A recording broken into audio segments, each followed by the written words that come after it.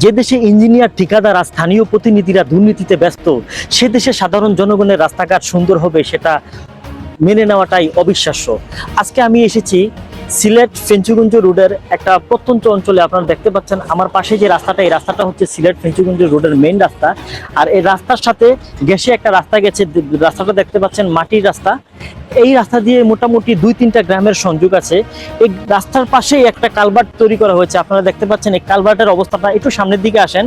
এখানে যে বাউন্ডারিটা দেওয়া হয়েছে, এমন হিসেব করে বাউন্ডারিটা দেওয়া হয়েছে যেন বৃষ্টির সময় বা যে কোনো সময় বাউন্ডারি যে মাটিগুলা, রাস্তার যে মাটিগুলা ধসে যেন ক্ষেতের মধ্যে পড়ে যায়, পুনরায় যেন তারা আবার কাজকাম সরকারের কাছ থেকে আদায় করতে পারে এবং মোটা অঙ্কের দুর্নীতি সেখানে করতে পারে। আমার প্রশ্ন হচ্ছে, এই যে বাউন্ডারিটা আপনারা দেখতে পাচ্ছেন, এটা যদি এই ব্রিজের লেভেল করে যদি মিনিমাম 20-25 ফুট যদি আনার পরে যদি তারপর ডাউন করে দিত, তাহলে আমার মনে হয় যে এই বালুগুলো এবং এই মাটিগুলো ধসে রাস্তার থেকে ক্ষেতের মধ্যে পড়তো না।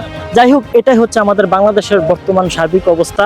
আমরা যদি সচেতন না হই, আমরা যদি জনপ্রতিনিধি যাদেরকে আমরা নিয়োগ করি তারা যদি ভালো না হয়, তাহলে আমাদের দেশ এবং আমাদের গ্রামের কখনোই ভালো কোনো উন্নয়ন আশা করতে পারি না। ধন্যবাদ, সবাই ভালো থাকবেন, সুস্থ থাকবেন।